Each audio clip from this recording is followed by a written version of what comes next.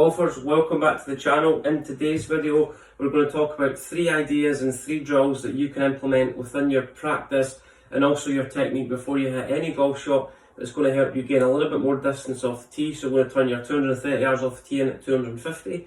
And here's 3 concepts and ideas around how you can implement and employ that within your golf swing that's going to help you eradicate certain distance issues and just give you an idea of what you could do differently to produce a different result. So the biggest thing we're going to talk about to start off with is many people who are very static with their upper and lower body when they move the club back in motion.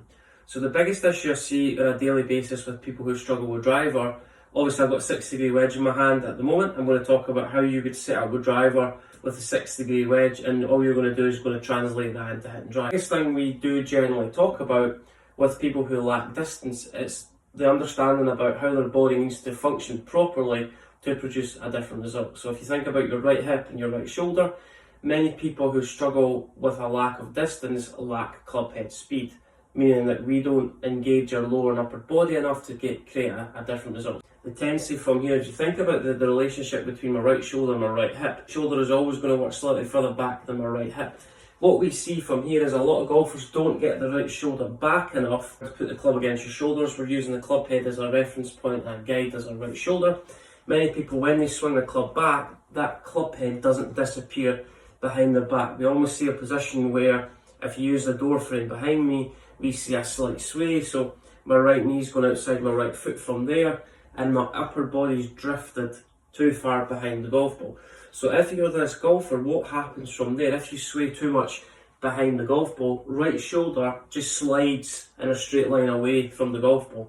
What you really need to figure out is, if you're doing that, where is your weight going in the backswing? So your weight's going too far behind the golf ball. Then what we have to do on the way down, most of the best golfers in the world are already starting their downswing before they finish their backswing. So what do I mean by that? We see a lot of golfers, what they'll do is they'll move the club head too far behind the golf ball and also their weight, but they'll forget about how to transfer that into their left side to start off with.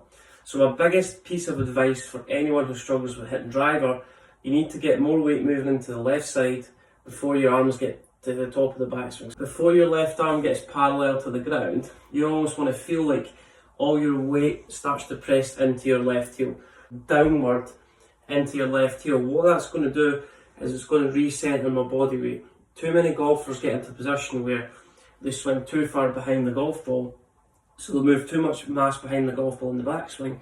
But then what happens is they've got such a short space and window of time to get their weight back to the left side. So what you need to focus on to start off with is trying to understand how can we coil our body up and wind our body up in a better sequence on the way back, which is going to produce a different result. What's going to happen from there? If my left foot comes off the ground, your knee's going to move closer to my right knee. If knee moves closer to my right knee, that's going to engage my right hip a little bit more. Coming in closer to my right knee is going to almost push my right hip back in that sequence. The grip end of the club behind your left leg. If I sway, the club head moves in the same direction. So basically the grip end's connected to the back of my left leg, the shaft of the club's connected to my right leg. So as you move the club back, I want you to feel like you're really just allowing that left knee to kick in the way, which is going to allow the pressure to be applied on my right leg. So left knee moving across towards my right knee, and then my right hip's going to work up and back. That's a great feeling, which is going to allow you to create a little bit more hip depth and hip rotation. So you're letting that left foot gradually elevate slightly off the ground, because as that left foot starts to come off the ground, if you think about what controls my hip rotation or my hip depth I create, is in my feet, my knees and my hips, and then that's going to spiral up towards my ribcage. Too many golfers are too safe and they'll keep their feet really static. I know we talked about at the start of this video about that sway, but we need to get the right hip more behind us in the backswing, so it's almost the feeling that we're sitting in to our right hip. We feel like we're pushing our right hip back towards the target. That is a great feeling if you struggle with that. Right hip and my right shoulder are working back the way behind the golf ball. So that would be another feeling, so keep your feet nice and planted. Great feeling of kind of feeling like the upper body coils up. Put this club head against your right shoulder. Just turn your body, upper body, rib cage, so your left shoulder's moving across towards the instep of your right leg. So grip end of the club putting in the instep of my right leg. If you're still struggling with that feeling, you're going to focus on. So grip end of the club working towards the instep of my right leg. Club head, reference to right shoulder, working more back behind you. Start to feel the pressure stay on the instep of your right foot. Don't push your upper body too far outside your right knee, where your right knee gets outside your right foot. Put the club against your shoulder, keep that left foot fully planted on the ground. A good way to help you start the downswing is just let that left foot come off the ground. If you look at some of the best players, like you've got Jack Nicklaus, you've got Lee Trevino, their left foot slightly elevated off the ground, because as you start down, that lets you replant that foot. Another great drill you could do to try and achieve that is you're going to grip halfway down the shaft of the club. You're going to start the club in front of you where you're actually going to finish the golf swing. And as you swing back, you're going to start feeling like your left heel moves off the ground. If we start the club right in front of us, it doesn't really give us a sense of momentum and doesn't really start the golf swing off in the right order. So start the golf swing where you want the golf swing to finish. That's the club head getting after impact. And on the way back, the feeling is left heel is going to start to work off the ground. And all I'm going to do from there is that left heel allowing me to work off the ground, obviously still staying in posture. And all I'm really going to feel from there is my right shoulder and right hip are going to work more behind me in the backswing as I stay centred. So don't sway too much off the golf ball. Allow that left foot to come off the ground. The feeling from here is on the middle of your feet, shoulder to point on the instep of your right foot. Right shoulder working behind you. Let the right shoulder and right hip float behind you. Behind you, club head disappears, right hip more behind you. People who sway get the right hip colliding with this club head. All we're trying to do from here is fix the club in position. We're going to try and get our right hip to work more behind us while maintaining the position of the club head. So making sure the club doesn't move. All we're going to do from there is try and get right hip to work behind me. What I'm going to feel from here and towards the target. From here, right hip's going up and back, right shoulder's going up and back. And that's a great feeling. It's going to get a little bit more rotation, and then that's going to help me prepare myself for the downswing to just unleash the amount of power that I've created in the backswing. If people get the club working too narrow in the backswing, then that angle has to widen in the downswing. If you look at many of the best players in the world, they create the width in the backswing, then that width is maintained on the way down, then that angle narrows in the last minute of impact. So now, stage 2, we're going to talk about how you can set up accordingly or more adequately with driver that's going to help you achieve a little bit more success. In part 1, we talked about how you can move your body better in motion, just allowing that left foot to move a little bit more off the ground. That's going to allow the left knee to move closer to your right knee. Your hips are going to create some sort of momentum. That's going to create a spiral effect from the ground up the way. So allowing that left foot to come off the ground, it's going to allow my left knee to move close to my right knee. And as you can see from there, that's going to create this kind of spiral effect, the chain reaction, which is going to allow my right hip to move up and back. If my right hip moves up and back, my rib cage then has a better chance of rotating, my shoulders have a better chance of rotating, and then I'm going to create a little bit more width in the backswing. So really, 2 feelings. You're going to get left shoulder to point in the instep of your right foot. If you're still struggling with that or trying to mirror that, get your right shoulder moving more behind you, club head disappears, making sure the weight's stacked on the instep of your right heel. Before your arms get to the top of the backswing, your left knee is going to move away from your right knee. So I feel like I'm applying pressure with my left foot into the ground. So from there, left foot moving into the ground. Then as I come back into impact, if you just look at the space between my knees, that's going to create a little bit more of a lateral shift. Then from there, it's going to enable me to get my pressure moving a little bit more into my left side. So left knee gets closer to right knee. Then as we start the downswing, left knee is going to move away from right knee, so we create a space. So apply pressure into the ground. That's going to create this effect where it gives me a better chance of extending my leg through impact. So before I finish the backswing, it's already weight into my left foot, my left heel into the ground. Leg is going to start straight hand on your left knee.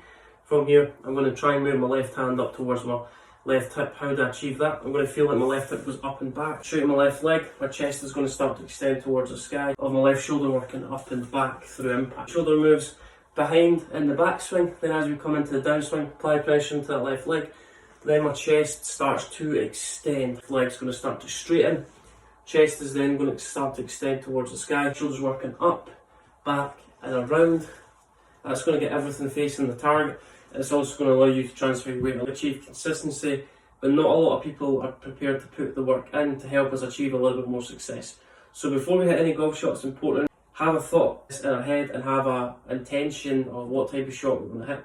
Especially with driver, it's the longest club in the bag, it can offer the most destruction if you don't hit the centre club face. Too many people get the ball position too far back in our stance, and we create too much lean in the handle forward. So the further back I move the golf ball, the more my hands are going to go forward, and that 10 degrees of loft on this driver is going to turn into 0, and that has a big influence. Higher the ball's off at, so if we've got an increase in loft, the ball will launch higher. If we've got a decrease in loft, the ball will launch lower. So the feet together kind of policy gives you a baseline target of set a checklist, future-proofs your technique to give you a better understanding of what you could do differently to produce different results. So feet together, all you're going to do, left foot, visualise you're at a clock face clock, you're trying to turn your left foot to, let's say, 10 o'clock, and then your right foot at 2 o'clock. That's going to open up the knees, the hips, and that's going to spiral up to the rib cage and shoulders. Then you're going to take a bigger step with your right foot, so both toes should be slightly flared instead of both toes being relatively square. Enhance your chances of your knees having to work harder. So we're going to stabilise our feet to create a little bit more mobility in the knees. So too many golfers get the ball position too far back. Flared stance, we stand wider when we're using driver because it's the club we swing the fastest. Ball on the instep of your left foot. That's kind of another effect of getting underneath the armpits of the armpit, and the left foot's kind of like a good baseline. Clear the feet, this imaginary ball positions on the instep of my left foot. Take your right hand, mean to create some sort of tilt, so my upper body's slightly behind the golf ball, if that's a great feeling. Slide your right hand down to your right knee, put your right hand on the club. Your shoulder's a little bit lower compared to my left shoulder. Many people who struggle with a slice get that right shoulder too high, chest too far in front of the golf ball. So really good feeling. We need to hit a little bit more up the driver to offset that slice. Right shoulder a little bit lower, left shoulder a little bit higher. Just pin that right shoulder back, and the feeling from here, as you get kind of halfway back, I'm going to get up down the shaft again because there's not a lot of room in here. As you come into impact, you're going to start to feel. If I finish the backswing, I've got to start the downswing. How would that look? I've got a bit more pressure moving into my left knee. How would that look? Into the ground, into my left foot, and I'm pushing my left hip up and back. Then my chest is going to start to extend. Testing my football, I feel like my chest is starting to extend, so it gets a little bit higher for the impact the feeling would be. Shaft of the club, instead of pointing down towards the ground, it points up towards the sky through impact. Shoulder is working up and around. That's a really good feeling, which is going to allow you to stop hitting too much downward driver. And if you lack club head speed, the more you hit down, the more it's going to have a detrimental effect. The more that's going to launch the ball low, we're going to lack distance even more. The swings the club relatively fast. The more we hit up, the more spin we could golf ball. It really depends how you strike the golf ball, where the kind of locational point is where the club golf ball strikes the club face. And one additional drill that you can implement, heard on my channel before, flare our feet, get the club back. I'm just going to feel like a turn behind this golf club. Many people struggle with driver, work the club back, get the chest moving too much in front of this golf club. So really keep your chest behind the golf ball. The feeling would be, so I'm going to get behind that, feel like my right shoulder and right hip's going behind me. Then as I come into impact, I always feel like my upper body is behind my lower body. Too many people turn with the upper body and the lower body at the same angle, and the upper body outraces the lower body. So put your left hand on the club. We're going to work club back. Always feel like my left shoulder works a little bit inside the golf ball. As I feel like you're working a little bit too much behind the golf ball, that's just a feeling to instill a bit more success. So left hand on the club, working your left shoulder across, right shoulder back. Don't get your chest working too far in front of the club. Maintain your upper body slightly behind the golf, behind it, then stay behind it. That's two good feelings. Impact, don't let the upper body open up too quickly. Coming to impact from here, lower body works out the way first, so left it's going up and back. My right shoulder's moving closer to the ground, extending towards the sky. How would that look? Shaft is going to feel like it's more horizontal, and left shoulder is working up and back. That's a few feelings and subtleties that you can implement within your technique. It's going to help you achieve a little bit more success. Don't digest all that information straight away. You'll need to break it down point by point. Then the setup, then a few downswing and follow through ideas that's going to help you achieve a little bit more success. If you've got any thoughts or any questions regarding that video, please comment below. If there's any elements of the golf game, if you need any guidance, any help. And if you're struggling with your game in 2024, I've got a few lesson packages on offer at Glenbervie Golf Club in person. And also, if you're accustomed to Skillest, leave a free lesson overview on the Skillest coaching platform app. Feel free to follow me. I'll send you a redeemable code and you'll be able to upload videos of your swing, and I'll get back to you as soon as possible. The video, and subscribe to the channel. Every video I post, you'll receive a notification just to showcase this video and give you a few ideas.